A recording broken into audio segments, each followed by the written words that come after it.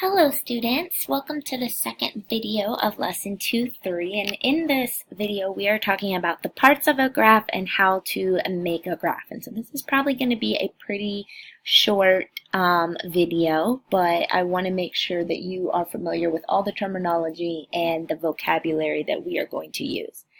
So the very first thing I want to talk about is a Cartesian plane, and you see that I have written that over here.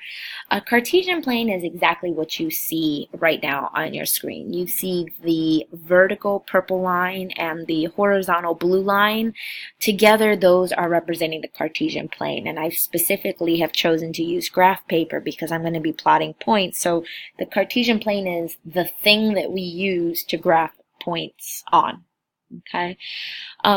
When you are making a graph, you generally want a title if you are representing particular data, and we looked at that in the last video. I am going to be graphing random coordinate points, and so we are not going to have a title because this is literally just a regular mathematical graph. The first thing I want to define is something called the y-axis. And I'm going to go ahead and put this in purple because the y-axis is the vertical line that I have going down the middle of your page. So the y-axis is always vertical. It is representing your dependent variables. So depending on what x is, will determine what your y values are. Another term that you want to be familiar with is your x-axis, and I'm going to go ahead and put that in blue because that is representing the horizontal line that you see on your paper. When you go to graph points, you actually want to do the x-axis first and then go to your y-axis. So you always want to graph your x values first. When thinking about your coordinates on your x-axis, you can read them as like 1, 2, 3, 4. So going positives to the right, and then you would be going negatives to the left. So -1, -2, -3 to the left. It is the same when you're moving up. You're going your positive values. So 1, 2, 3, 4, and when you're going down, -1, -2, -3. Okay. I am trying to make this graph as accurate as possible. It's a little hard to do because my pen is dead right now, but you'll notice that I have skipped a value or skipped a little tick mark, and so I'm making sure that I have even increments, which is something I talked about in the last video. If I'm going to skip increments, I need to make sure I do that for every single point, and so you can see that every 2 blocks represents a whole number value. Okay. Those increments are called my scale. So I am displaying a scale of whole numbers, but you can actually think about it as halves because, and I will do this in green, in between would be 0.5 and then 1, and then 1.52, 2.53, 3.54, 4.5, and so on.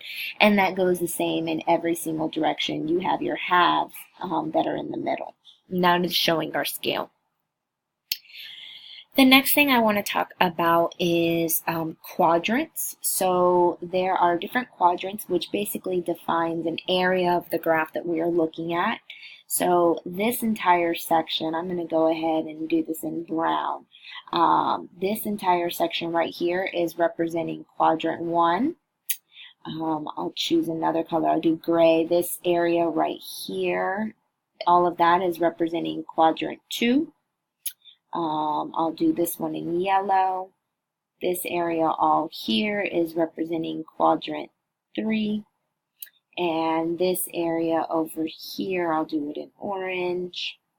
This is representing quadrant 4.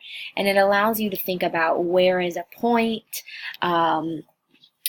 I could tell you, I want you to plot a point that's in quadrant 2, and anywhere in that gray area is where you would plot a point. And so it's just a way to talk about a region of your graph.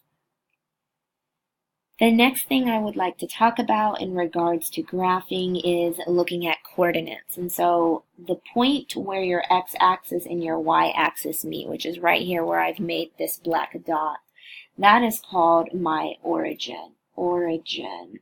I'm going to put that in black so that you know what I'm referring to. Okay, the black dot is my origin. It is represented by the points 0, 0.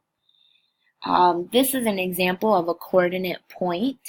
Every coordinate point that we have is represented first by its x value and then by its y value. So x, comma, y.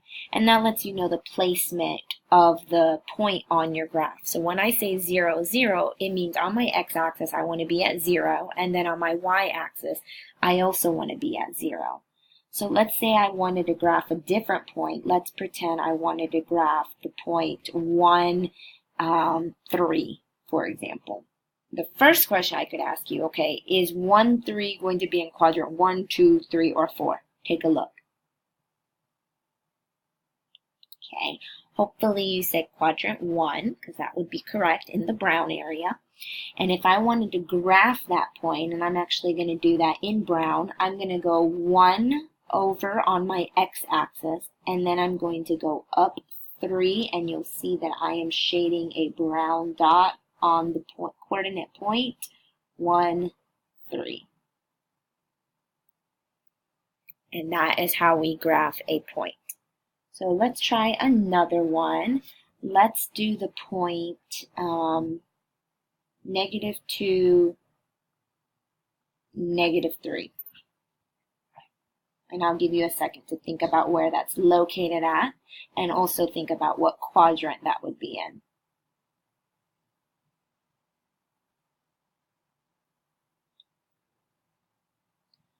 Okay, we're going to do this in blue. So we're going to go over -2 to the left on my x-axis, and we're going to go down 3 on my y-axis, which is going to have me right here in quadrant 3, and that is the point -2, -3. And that is how we go and graph coordinate points.